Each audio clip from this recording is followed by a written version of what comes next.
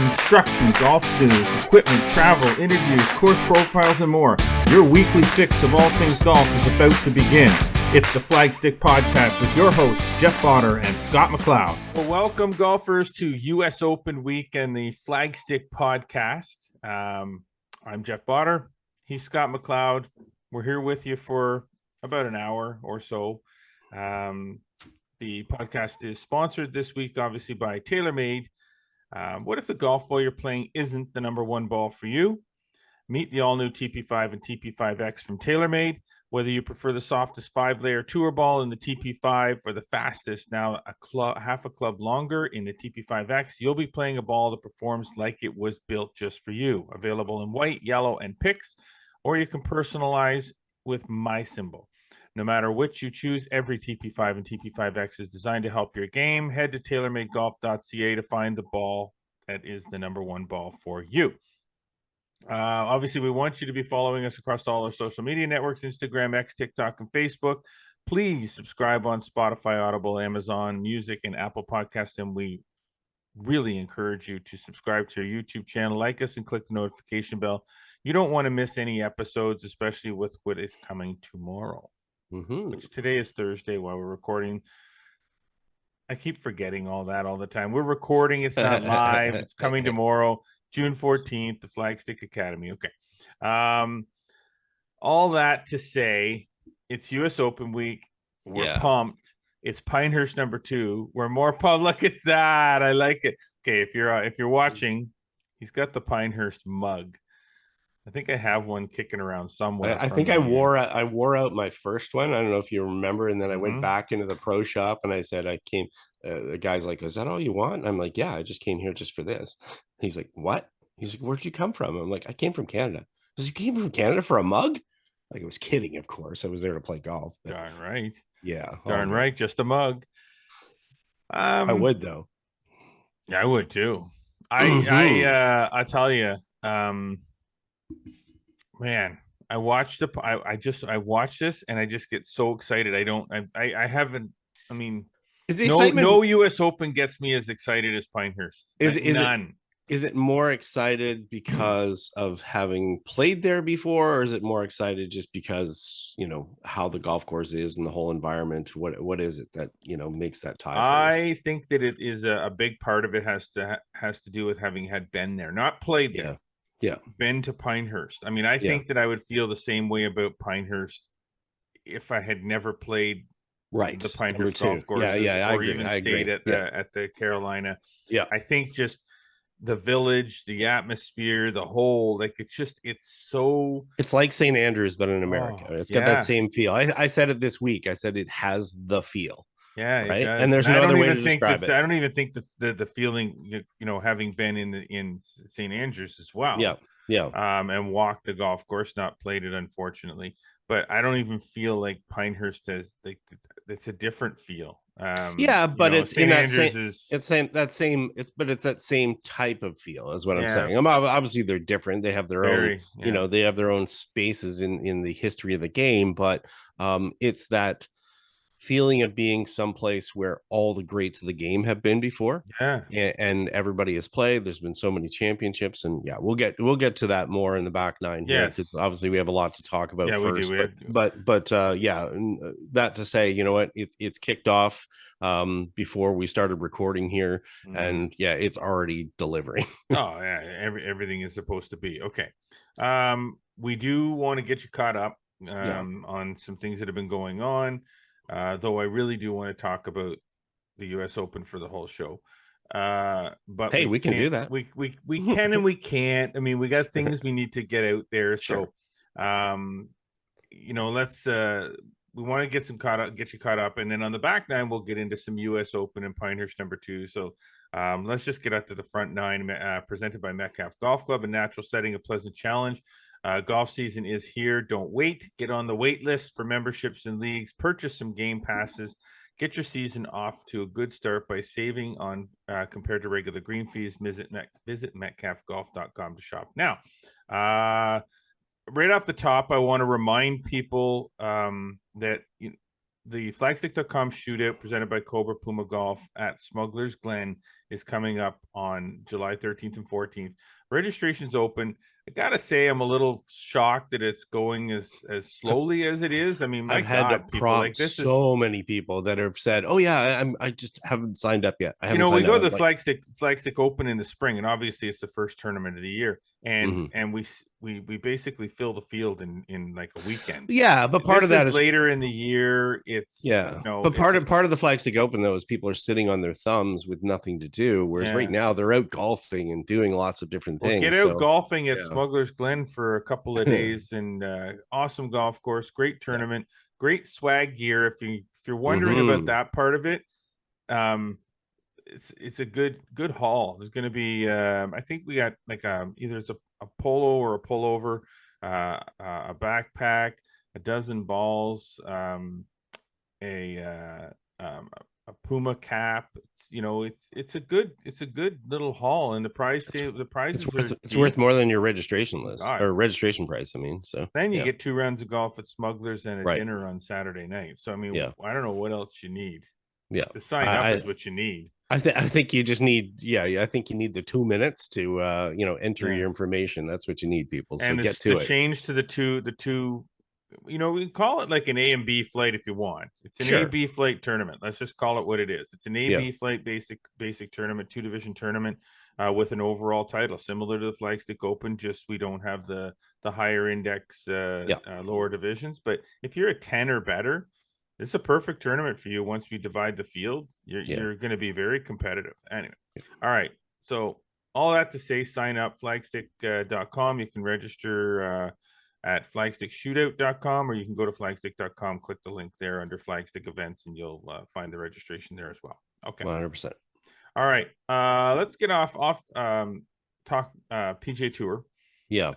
The Memorial last week. I know we're talking US Open this week, but the Memorial last week, good. It was Lord, important. Yeah. How in the world does this guy keep doing this? It's insane. And just when you think that we're talking about Scotty Scheffler, by the way, Scotty Scheffler, just when you think he's not going to win, he does just enough. He makes some mistakes. Made that triple. Yeah. He's human. And a double. Yeah. He made a triple and a double. I don't know about the double. I didn't watch that one. Earlier in the round. Okay.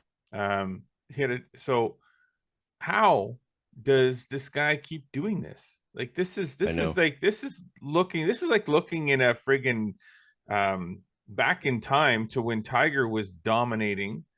This is Tiger-like domination. It is in the modern era, in a shorter window. Yeah, in a shorter window, obviously, right now. He shouldn't be doing this. Yeah, like based on the quality, the skill level, and the quality, and the level playing of the golfers that he's competing against. When Tiger was doing it, it wasn't quite the same.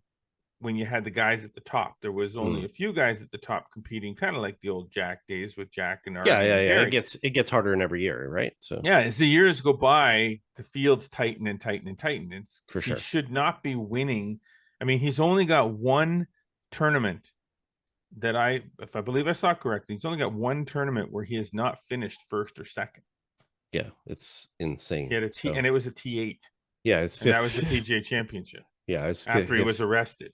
5th win in the last 7 starts. So I mean, it's Scotty versus the field, and I mean that's it seems like over dramatization, but in essence, that's really what it is. He's proving, and on tough golf courses, and on majors. So I mean, it'll be very interesting to see what he does this week. But this event was important as well from a Canadian perspective, probably more importantly, and we can get to the Scotty side of it. I mean, I know we're going to be talking about that more and more and more again, but Adam Hadwin's performance there was very significant, very rough stretch the last couple holes, but didn't matter. He had a good margin over the 4th place player, so managed to make get 3rd there. 1.4 million was pretty nice to get. But more importantly, it got him a spot in the Open Championship later this year at Royal Troon. And with just days to go, we only have the US Open left to determine that. He jumped ahead of Corey Connors for the 2nd spot on the Canadian Olympic team for Paris. And that's big for him right now. So it's going to come down to this week. Nick Taylor's got that number 1 spot, but it's going to be a battle to see who gets that number 2 spot for the Olympics for the men later this summer. The women's is not decided for a couple more weeks, but for the men, that's big for Adam Hadwin. Is it really, with the women, is it really that big of a decision? No, not really, but I'm just saying, as far as the timing of when that is who is the number 2 right now? I think obviously Brooks the number 1. It's Monami. That's what I thought. Yeah. I mean, if you look at the players that are playing on the tour, it's going to take a little bit for some other players. Now, all 5 of them are in the field this week, and who knows, maybe they'll do something. I'm not sure if Elena hasn't had enough starts, Maddie hasn't a lot of starts, Savannah hasn't a lot of starts, so I think it's clearly going to be those 2, but I could be wrong there. But certainly, obviously, Brooks going to be number 1 for that, but more competitive on the men's side of it. It certainly has been. I mean, if you look at the five male players kind of in that top 65, 70 of the world, it's been a battle to get those spots there. A lot of people are thinking about the President's Cup and them trying to get on that team, and there's more spots available, but that Olympic team is right there as well, being important. Interesting. Okay. Some other news that has happened around the region. The OVGA Ottawa Valley Golf Association Marjorie Strong was held on June the 10th, Monday. A little cool. Yep. It's a team alternate shot net competition, so it's a little bit of a unique event, but it's been going on for many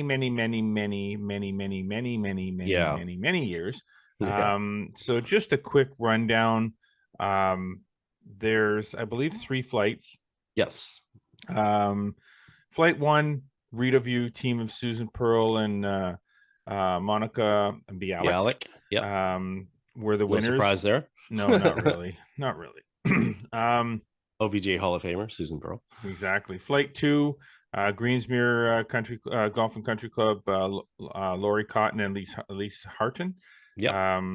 Were the winners. And in Flight 3, there were matching scores of 80 in regulation play between Lombard Glen team of Laura Lee Sloan and Bonnie Brown and the Greensmere squad of Jackie Pepper Journal and Cindy Bisson. And Sloan and Brown were declared winners based on retrogression. Yep, you got her. Love the retrogression. Sometimes you just need to use it. Can't always get a playoff in, people. No. That's why we have retrogression. Nobody likes it, really, if you're on the losing end of it, because it's not exactly the best way to determine winners. It's kind of like determining the winner of a hockey game with a shootout. It's the dumbest way to who scored first. Championship. Yeah, right. Think about that. As far as if you decided a hockey game by they got the first goal of the game. Yeah, or whatever the case may be. So anyway. and having been retroed out at some events, especially qualifiers, not so fun. You remember the putt off? There's a scramble we played in. That was Dan Dottie's in Inverary tournament back in the day. Inverary. Yeah. Hurricane Alley. Okay. So Marjorie Strong. Congratulations to all the winners there. Sorry for the cool weather. It's supposed to get warmer in the next week, so they'll somehow Mother Nature will make up for it. I hope so. Quick little preview. Flagstick.com PGA of Ottawa Tour Pro on Monday at the Meadows. A little change to the format this year should make it a little bit interesting and a little more tiring. But I'm sure you're probably gonna be taking a trolley. So I don't know if we will or not. I don't know if we took easy course to walk. So if you're gonna walk, it is an easy course to walk. Get the little push trolley and get in some exercise. Leave the power trolley at the cart shed. I don't know if I took a cart last year. I guess it depends on the weather too. But of course it was 18. It's supposed to be hot. 27 holes. We're going to be out there for a while. Yeah, that's for sure. So you need a cooler with a lot of water in it. Yeah. And 27 holes, 3 different formats. I like this. 27 holes, 3 different formats. Better ball, Chapman, and scramble. I kind of like this style of event, and I'm thinking like maybe there's an opportunity for an amateur event, Flagstick type event that is a one-day event, but 27 holes done this way. I like the format just because now with the 27, just because it gives a little bit more time for things to play out.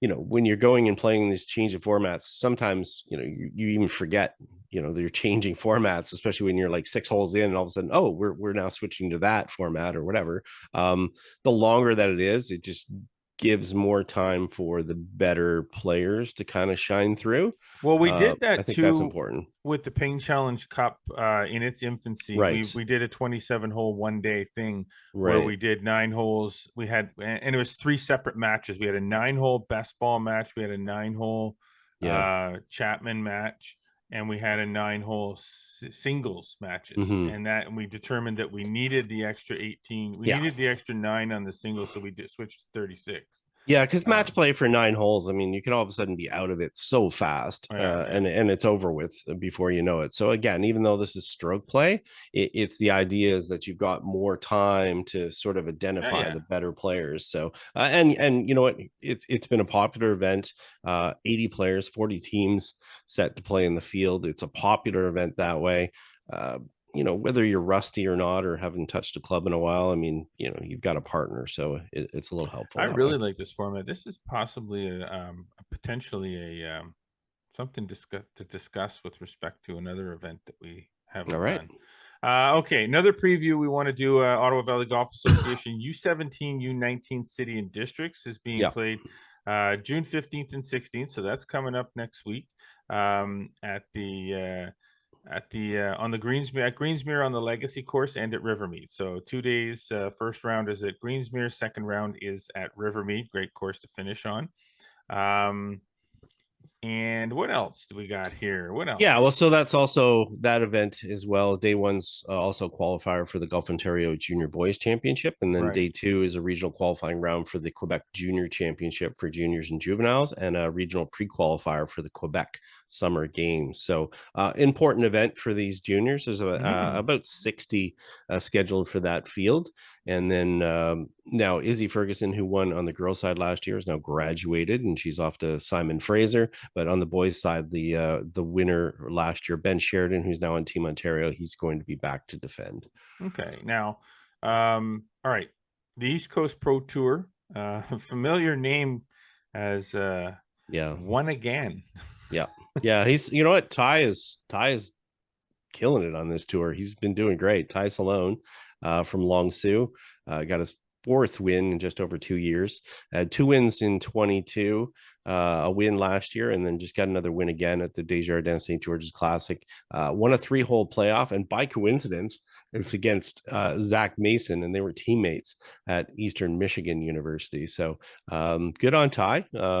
Hasn't fared as well kind of going up the ranks in some of the tougher tours, but certainly making his way here and getting some good experience and getting some wins. And I'd expect to see his face on some higher level tours at some point soon. There we go. Okay, well, we feel like you're caught up. I don't know if you feel like you're caught up. We feel like you're caught up, and believe me, more stuff's going to be happening over the next week, and we'll get you caught up once again. Now, before we take our break, we just want to remind everybody, we've kind of been teasing it a little bit on social media, getting the word out there, talking about the launch of the Flagstick Academy. So what is the Flagstick Academy? Well, you're going to find out tomorrow, June the 14th, which is the official launch of the Flagstick Academy. But the Flagstick Academy is basically an online home for golf instruction. And we've partnered with Castleview Golf and Country Club to debut this year. And we did all the video shoots on the range down there, and some on one of the putting greens. One of the short game areas. Yeah, and the short game area behind the 14th green. Had a great time doing that. Super hot day. Super hot day. Not a lot of breeze. I'd say a videographer had a tent over them. A golf pro maybe didn't, but that's okay. I'm not bitter. No, not at all. Not at all. So we're really excited about this. It's going to feature 24 golf tips that we shot. All the instruction for this particular grouping of instruction on the Flagstick Academy was done by our very own PGA professional, Scott McLeod. That's me. Yeah, that is you. And some great little tips. They're short, 2 minutes, get you in, get you out. get you off to the range, something to work on. Some of the stuff you can even work on in your backyard. It's not rocket science. It's just golf instruction. Some might argue that golf instruction is rocket science. Some days it is. Anyways, we're really excited about that. Again, the Flagstick Academy launches this week, sponsored by Castleview Golf and Country Club. And you got to check that out across all of our social media, digital platforms. Wherever you find us, that's where you'll find the Flagstick Academy instruction series. So, one last note I didn't have here, just quickly: the Eastern Provinces is being played. I think it starts Sunday, so the 16th through 18th. Double check that. Or 15th through 17th, but at Cataraqui, and that's the Ontario women's match play as well. So I'll probably be popping out there to have a look and follow some of the action there. Beautiful. Okay. We want to get out, take a break. When we come back, it is going to be US Open discussion time and Pinehurst number 2. So really excited about talking about the US Open. So we're going to take a break. Stay with us. You are listening and watching the Flagstick podcast with Jeff Botter and Scott McLeod. Why play the all-new TaylorMade TP5 and 5X? Because your ball should be longer, like half a club longer. Your ball should be more consistent from the fairway. Your ball should feel softer for better control around the greens. But most of all, your ball should perform like it was built just for you. Play the number one ball for you. The all-new TP5 and 5X, only from TaylorMade. All right, welcome back to the Flagstick podcast with Jeff Botter and Scott McLeod. We're off to the back nine here on US Open week. Lots to discuss. The back nine presented this week by Falcon Ridge Golf Club with 27 holes of fun and challenging golf at great rates at Falcon Ridge. The Falcon Ridge Golf Club is a golfing experience you can't avoid, and an experience that just got better by building the first TrackMan range facility in Eastern Ontario. TrackMan Range is all about exciting, easy-to-use features that provide the ultimate range experience for every golfer at every level. That's practice, games, and virtual golf. To book tee times or to book one of their 10 TrackMan Range bays, visit falconridgegolf.ca. Pretty pumped up and excited as they are about that. I was out there, played Falcon Ridge, the Raceview course. Love the Raceview course. I got to tell you, I know we're talking US Open here, but I'm going to get off on a little bit here. But I because we're talking Falcon Ridge, the Raceview course was the original 9 at Falcon Ridge before they constructed the 18-hole championship course, and it's a great golf course. Don't get me wrong. But the 9-hole golf course, much like how I enjoy playing the 9-hole course at Metcalf more so than the 18-hole course, it's a shorter course. It's not a par 3. I wouldn't even say it's on an executive course. It's more of just a shorter 9-hole course. There's a par 5. There's a bunch of par 4s. There's a couple par 3s. It's a very exciting golf course to play. It'll test every part of your game. Oh, big time. You're not banging driver on every hole unless you're just doing it because you don't care what the outcome is. Because if you hook one or push one on some of those holes on the Raceview course, you're not coming back from that unless you're battling with a cow. So anyway, I was pretty excited. Anyway, cool. Great little facility, updated driving range there. Love it. All right, Scott. Let's talk about the US Open. Well, you said TrackMan, and I mean, one of the courses you can play on TrackMan is Pinehurst number 2. You got it. Pinehurst number 2. I swatted around. I actually had a look at it, by the way. Did you? Yeah. So you're going to play this weekend. No. I played. Okay. I played 9 holes because I just wanted to look at it and see how hard it is, because you can play it from the US Open tees.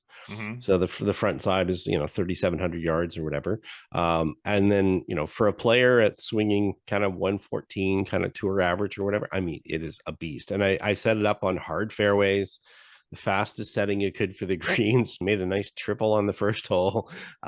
It's hard, but realistic as far as what the players are facing this week for sure. Well, you can see that just watching, because I got this sort of US Open screen on window up in the browser underneath our our own little window there, and just watching, some of these balls rolling. I just saw, Tiger make back-to-back doubles to drop to a plus number instead of a negative number. But you know what? As we said before, if you think that you're going to go bogey free at the U.S. Open, think again. Yeah. Especially not at this golf course. And I guess that's the number one expectation that we're going to see this week is we're going to see disasters. We're going to see some stuff. Absolutely. Yeah. I think the coolest thing I saw this morning was number 2, which is a long par 4. Justin Thomas got offline to the left side. I don't know if you caught that. Ended up in one of the sandy areas way left of the green. And it was very clear he just couldn't hit the shot he wanted to hit it onto the green and hold the green.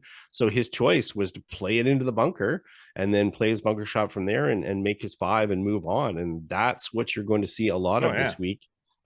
Just that patience of making a bogey versus a double could be the difference maker in the end. What's really cool too is of course, nowadays everything's on social media. Nowadays everything's posted online. I saw someone had posted a picture of the 18th hole from 1999. Yes, I saw that. And posted a picture of the 18th hole 2024 right beside it. Yeah. And I'm thinking, I was right there at the front of that green, and there was about 15 people standing on the patio as I proceeded to cold shank a chip shot to finish my round at Pinehurst number 2. I couldn't just chip it up and make maybe 2-putt bogey. I had to do that on the chip shot and still make the 2-putt bogey. I can still hear the from the people. Oh, I know, it's crazy. But just to see the difference in the Tiger about to maybe make 3 bogeys in a row.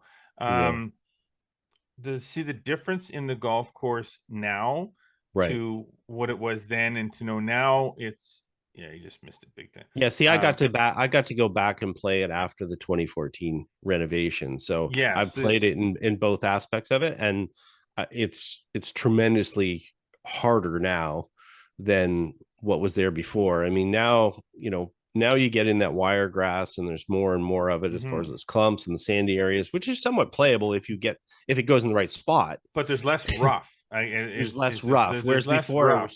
It was all rough. It was all Bermuda rough. You were like, Yeah, you just got in there and you swatted it out, and there wasn't as much. I mean, it's still random, but now you can get in that wire grass and so there's definitely some interesting situations that you're going to find out and you see. I think visually it's better. It's better from an agronomy standpoint. It uses less water. That was covered a lot obviously in 2014 when that renovation was done, but they've obviously continued to make additions. They've added more of the wire grass in there. Don't call it fescue. It's not fescue, people. I saw that on a YouTube video. Big difference. Does anybody actually really truly know what fescue looks like? Sure. It's just a type of grass is really what it is. But how it's like, if you've ever played the Predator course at Greyhawk, down the side of the drive, it's around the whole golf course, but down the side of the driving range on the first hole at Predator, there is fescue, red fescue grass that runs all down through there. So if you go in there, you can actually play your ball. You can actually find your ball simpler than if it was just what you would find at, say, Cloverdale Golf Course, where you see this long, tall grass growing beside. That's not fescue. No, that's just. It's become sort of that name that people have for it. It's sort of like getting when you get a little bit of bushes or stuff off a fairway in North America, with the exception of certain places, and then people start to refer to it as gorse. I'm like, no, no. I was looking at a video. I was looking at a video of us at probably King's Barnes. No. Panmure. Oh, yes. Yeah, it was the old Kodak high D video camera. I was holding it and walking through this path that went through the gorse bushes. Oh, I remember that one. On probably off 6T, where it's super, super high and it's almost a blind tee shot. Yeah. Trust me. A juniper bush, you can reach in and grab your ball out of. A gorse bush, you don't even want to go anywhere near it. Okay. Back to Pinehurst. So I'm trying to think that the first time that we played Pinehurst was 98, was it not? It was before the 99 US Open, I think. No, I think it was 2001 because it was just it was right after it was right after 9/11 because we were there the week. It was super quiet there that week. Yeah, and very fun time driving across the border. Yeah, it was very difficult, a little bit challenging. At that time, they only had 8 golf courses. They have 10 now. We did play all 8 in 4.5 days. And that was our first taste of really, I would never do that again. As much as I'd want to do that again, I don't think my body could handle playing 2. We played 2 and 4 in the same day. Yeah. Which was what is wrong advisable. With us? And the second time was about, I'm trying to think, 2009-ish, I think. Right. Yeah, so 2009. I've played Pinehurst number 2 twice. Right, before the renovation. So and then you played after the renovation. Yeah. And now I'm seeing, and now you want to go more back. pictures of, and I'm like, I said to my son Brandon, I'm sitting there and we're on the couch watching it and I'm seeing this video. So I said, I have to go back. Yeah. Like I said, and you have to come with me. Yeah. Like this is insane. So I was there just as they were opening the Cradle was about to open, the short course, which they're actually using as a driving range this week. And that was how it was designed, which was really the start of the first course number 1 and number 3, the first holes of that, which became the Cradle.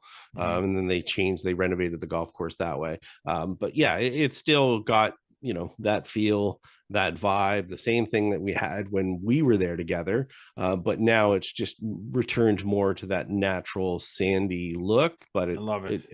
And again, it just starts to present different challenges. 4th time that they've hosted here, the US Open at Pinehurst number 2 on the men's side. And they're going to be back here in 29, 35, 41, and 47. So it is part of the rota now, especially with the USGA having one of their headquarters is located there in Pinehurst now. So it's now become a hub for championships. They've got 7 other USGA championships that are happening there as well, leading into 2047. So we're going to see a lot of Pinehurst. Everybody's going to see a lot of Pinehurst. They're going to be very familiar with it.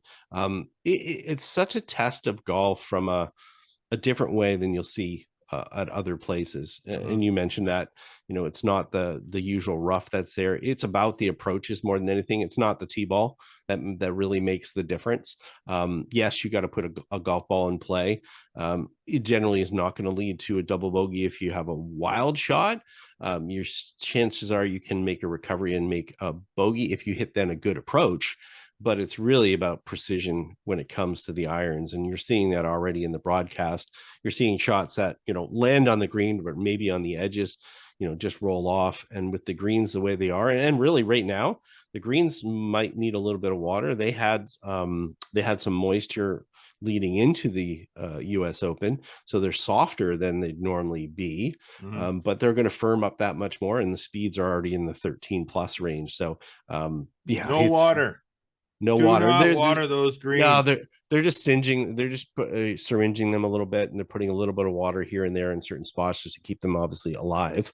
But there's not expected to be any rain this week. It's hot, supposed to be 95 degrees, I think, Friday. And I don't think it's going to be as crispy as we saw it in 14, which it was super, super bouncy. But I would expect the scores are not going to be much, much lower than they were in 2014. Well, you got right now you got a number of players from the morning group that are off and through 9 holes, and the leader after is still only 2 under. Right. So I wouldn't expect that much more than 2 or 3 under today is going to be the low number. And I don't see with the weather conditions, the way that they're expected to be the rest of the week, I can't see those numbers getting any better. I always joke about the second time that I played Pinehurst number 2, I hit 17 greens in regulation. And stayed on how many? On 4.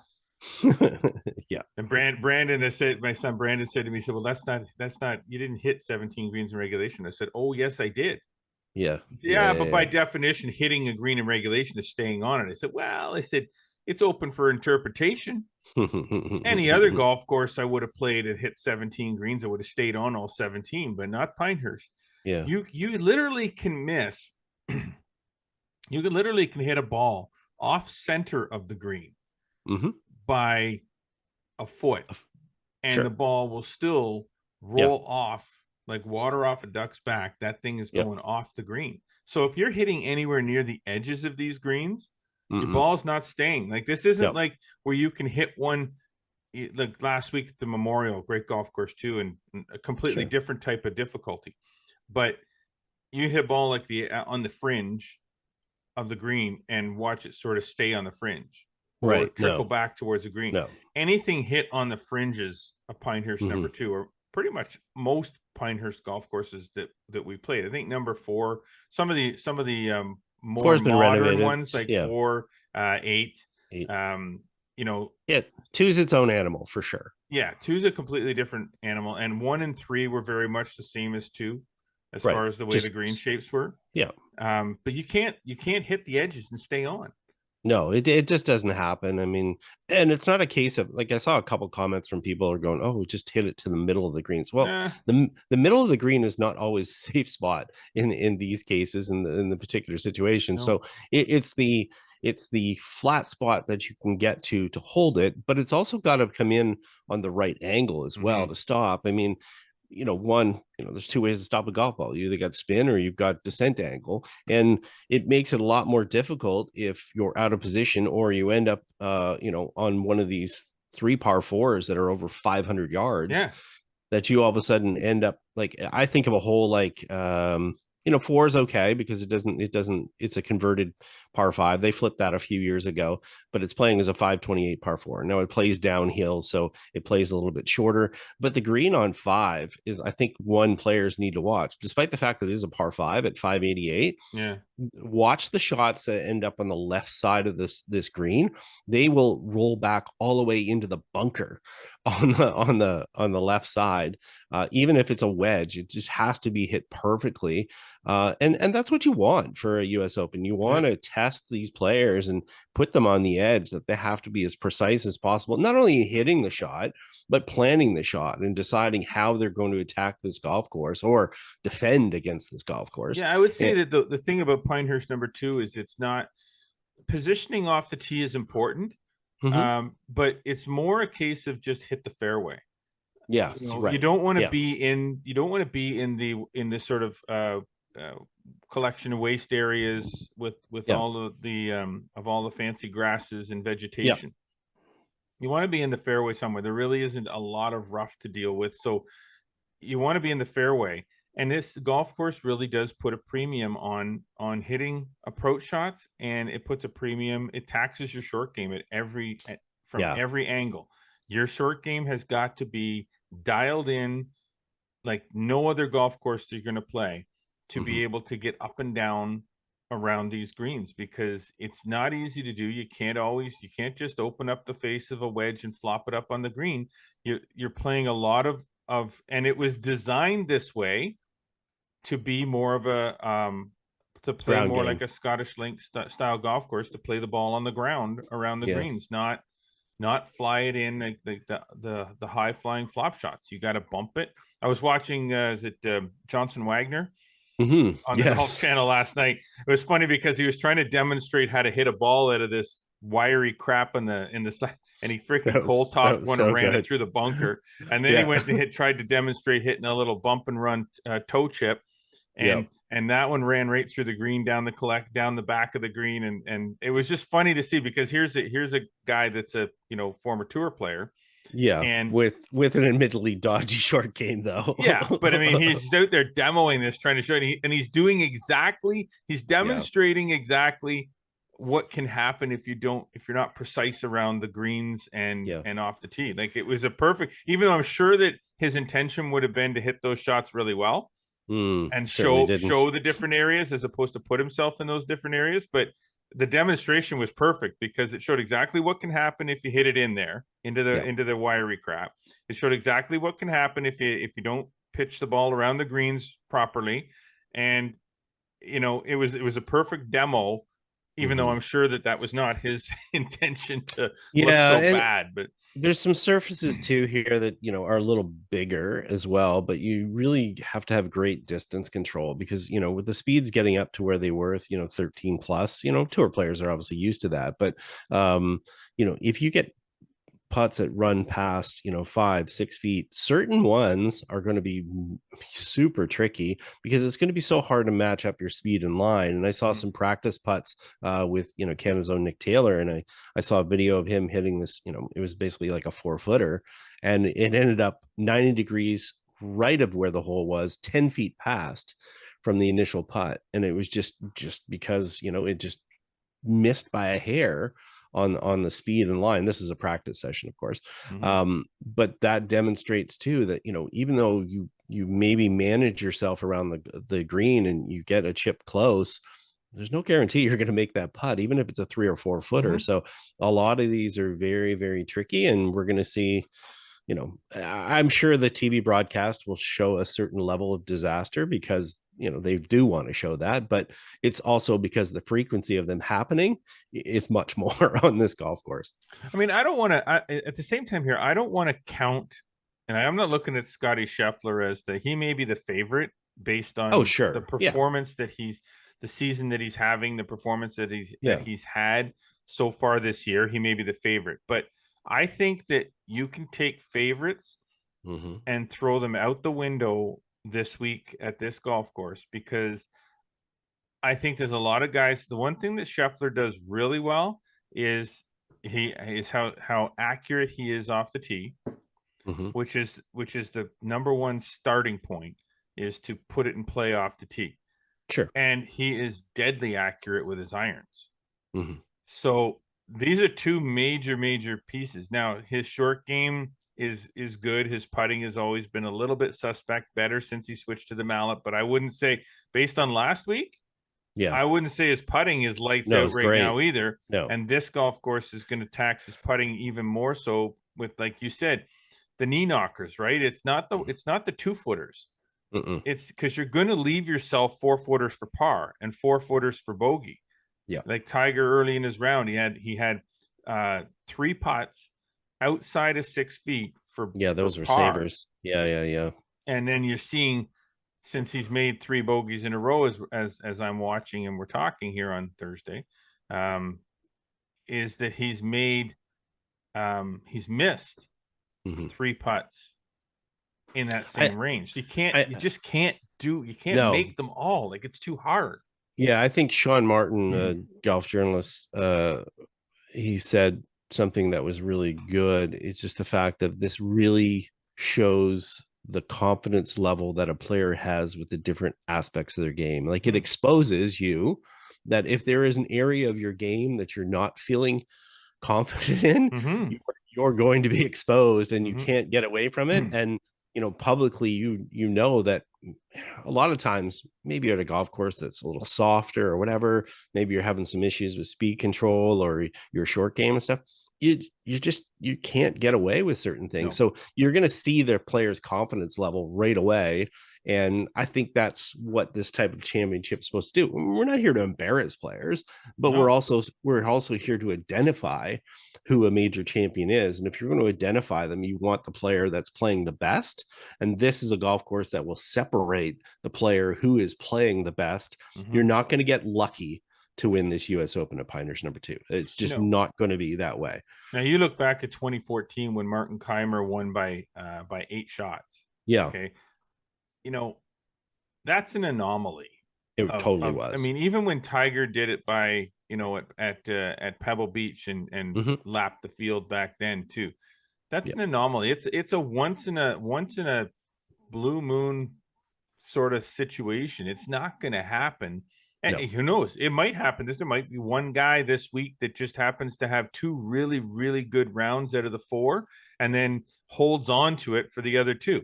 And that's what Keimer did. It's not like Keimer went out and shot, No, he got to 10 under. He got to 10 under after a couple of rounds. Yeah. And then held on for dear life. Yeah, and he was putting everything from off the green that week. He made a choice that he was going to putt everything, and that's the way. You're right. He just hung on and he managed it. Yeah, as you said earlier, it's going to be very hard to have 4 quality rounds. Yeah, You're just going to have to manage your bad rounds and your bad shots to win that sort of war of attrition. And that's what a major should be. It really should. But it's not in a goofy way, as much as people might look at, some of these, green complexes and so forth and go, man, that's kind of goofy. Yeah, it'd be goofy if you're a 30 handicapper and trying to play it from the back tees. You're but these a PGA are the best Tour player. Yeah, these are the best players in the world. So yeah. So I don't have a problem with it at all. And I mean, no, having played the golf course a couple of times and knowing what the green complexes are like, knowing that there are a lot of places that you can hit the ball on the green where the ball will hold. It's not like there's one spot that's 4 feet by 4 feet wide. You have to precisely land your ball in order to stay on the green for a back pin. It just tells you what average Joe golfer, their game is not precise enough to just go at everything, because they don't know. They say, okay, they go front, middle, back. That's kind of their mentality. Front, middle, back, right, left. So you go to Pinehurst and you got a back right pin. All right. So to them, a back right pin is a back pin. It's not a back right pin, because they really don't know what their ball is going to do after they hit it, only that they, generally speaking, I hit my 8-iron 150, but their dispersion is yards. Their dispersion is so wide. They're sitting there going, okay, well, they laser it and they go, okay, I got 150 yards to a back pin. That's okay, that's my 150 yard shot.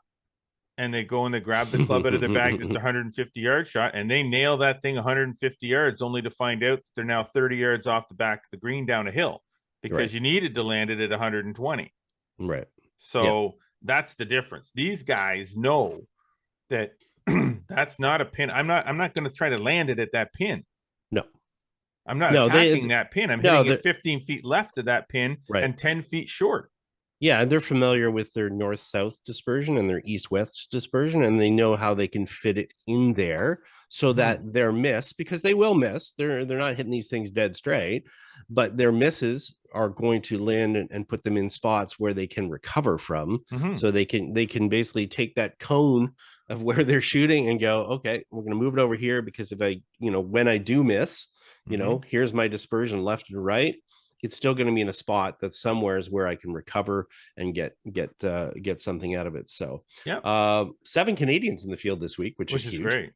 Yeah, I mean, we only had one in 2014, which is Graham Dillette. He missed the cut that year. He's there as a commentator this week, but that gives a lot for us to follow, including Kingston amateur Ashton McCullough, who won the Canadian Amateur last year. We mentioned him last week, so that's a good story to follow. He had a good experience here so far. He had 4 pars to start. He's made a bogey now, but he started his U.S. Open experience with a 307-yard tee shot down the middle of the fairway. So kudos to him for that. You can never take that away from you. You always have that in the bank. So it'll be fun to follow from there. Yeah, we'll follow these guys this week. It should be fun to watch. And downhill.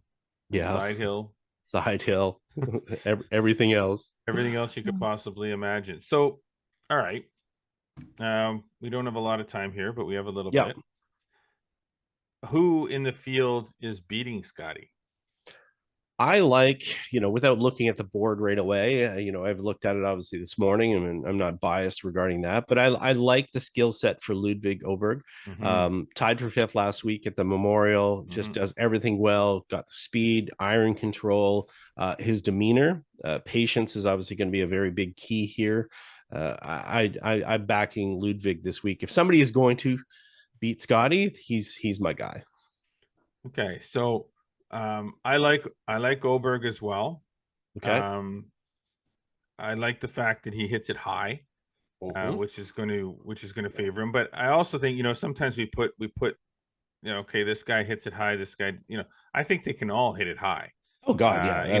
Some guys traditionally have lower ball. I don't think this is the kind of golf course that would favor a guy like Patrick Reed.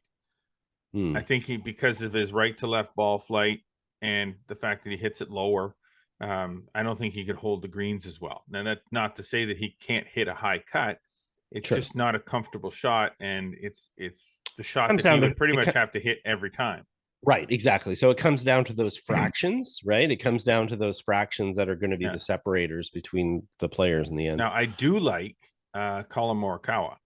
Yes. And now he's not hasn't had a great start, but he's only, 1 over so far today. Yeah. But I mean, that can change drastically. His ball flight, his ball striking is so good. Ball striking is good. He hits the left to right shot, which is ideal for this golf course to be able to bring it in high with that sort of left to right movement. The ball will bite and hold easier. So I like him. And as far as Canadians go, I like Corey Connors. I know there was a thing on social media from Golf Canada. It seemed that a lot of people like Taylor Pendrith.